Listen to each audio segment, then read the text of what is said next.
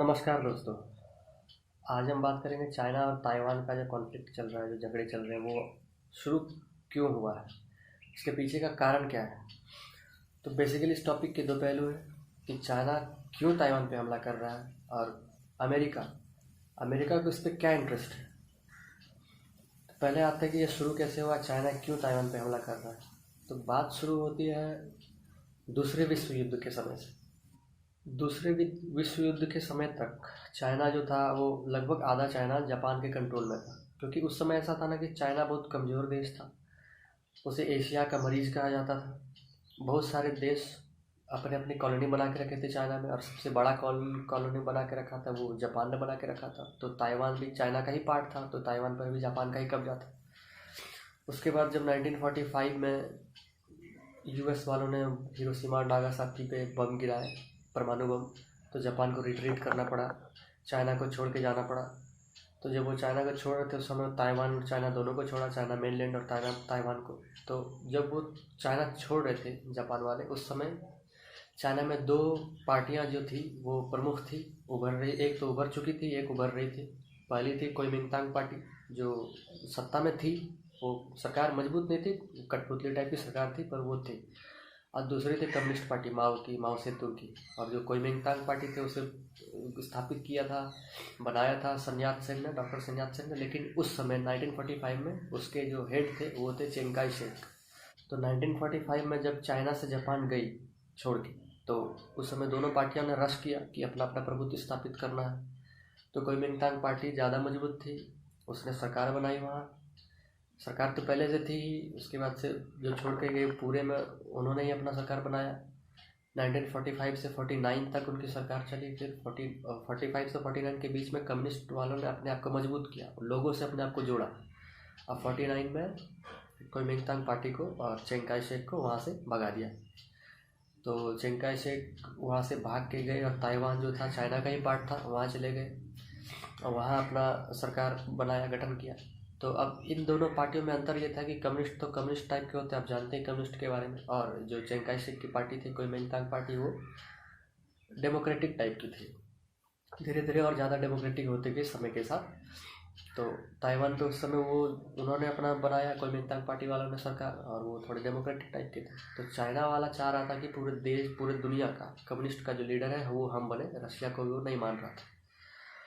तो ताइवान पर भी वो जा रहा था कि हम हमला करें और इसे जीत के शामिल कर लें, कम्युनिस्ट का ही सरकार वहाँ भी चला है, क्योंकि ताइवान तो चाइना का ही पार्ट था पहले। तो अब इसी सिलसिले में उन्होंने हमला भी किया। 1953 में सबसे पहला बार चाइना वालों ने अपने जहाजी बेड़ा को भेजा। उसे काउंटर करने के लिए ताइवान के सपोर्ट में यूएस वालों ने अपना जहाजी बेड़ा भेजा। तो उस समय हमला तो वो नहीं कर पाए, रुक गए। उसे सबसे पहला ताइवान स्ट्रेट का संकट कहा जाता है, ताइवान जल दस्युबंदी संकट। तो उसके बाद से फिर होता रहा। 1958 में दोबारा हुआ, 1995 में तीसरा हुआ। ताइवान स्ट्रेट का वो जो था, चाइना वालों ने जो हमला किया था, उस समय भी यूएस वालों ने काउंटर किया। अब चौथा अभी जो देखने को मिल रहा है, 2021 में भी थोड़ा सा इसमें स्ट्रेस देखने को मिला था। अभी फिर से चाइना वालों ने अपने जहाजी बेड़ा को बेच के रखा है, मिसाइल मार रहे हैं।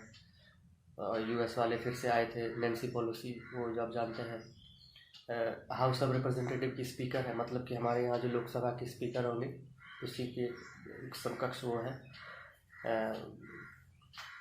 तो वो आई थी वहाँ पर, तो उससे चाइना काफ़ी ज़्यादा टेंस हो गया कि वो यूएस यहाँ क्यों आ रहा है। तो अब यूएसए को इंटरेस्ट क्यों है ताइवान पे, इसके पीछे का कहानी ये है कि आपको कोरिया जो बना था, नॉर्थ कोरिया और साउथ कोरिया, दो भाग में विभाजित हो गया था, डिवाइड हो गया था।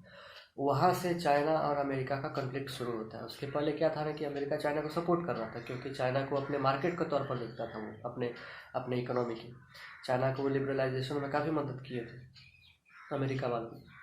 और बाद में क्या हुआ था कि जब नॉर्थ कोरिया और साउथ कोरिया बना, तो साउथ कोरिया जो था वो डेमोक्रेटिक टाइप का गवर्नमेंट बनाना चाह रहा था। नॉर्थ कोरिया में तो डिक्टेटरशिप था। तो अमेरिका वाले अपने आप को डेमोक्रेसी का पक्षधर बताते थे, अपने आप को डेमोक्रेसी का संरक्षक मानते हैं, और वो चीज़ अभी भी वो दिखा रहे हैं, उस समय भी वो दिखा रहे थे। तो उन्होंने नॉर्थ कोरिया को नॉर्थ कोरिया की सेना से लड़ाई की, साउथ कोरिया में डेमोक्रेटिक गवर्नमेंट स्थापित करवाया। उसके बाद से नॉर्थ कोरिया के सेना से लड़ते हुए नॉर्थ कोरिया में घुस गए। तो इधर से चाइना वालों ने, वो नॉर्थ कोरिया में इतने आगे चले गए कि चाइना के बॉर्डर के काफ़ी नज़दीक पहुंच गए थे। तो चाइना वालों ने अपनी सैनिक को भेजा, और उस समय ये हुआ कि चाइनीज़ जो सैनिक थे उन्होंने हरा दिया था अमेरिकन सैनिक को, और उन्हें वापस साउथ कोरिया में धकेल दिया। तो ये जो ह्यूमिलिएशन था वो काफ़ी अंदर तक चुभा अमेरिका वाले को, क्योंकि वो अपने आप को विश्व शक्ति मानता था 1945 के बाद से, दूसरी विश्व युद्ध के बाद से। और उसके बाद से हार जाना एक छोटे से देश, एक ऐसे एशियन देश से जिसे एशिया का मरीज कहा जाता था, उस समय वो काफ़ी ताकतवर भी नहीं था चाइना, उससे हार जाना, तो ये ह्यूमिलिएशन उसे बर्दाश्त नहीं हो रही थी। उसके बदला लेने की प्रवृत्ति अंदर से जाग रही थी। तो वो ताइवान वाले केस में उसे दिखा, और ये एक कारण है जिसके कारण वो ताइवान को काफ़ी हेल्प कर रहा है।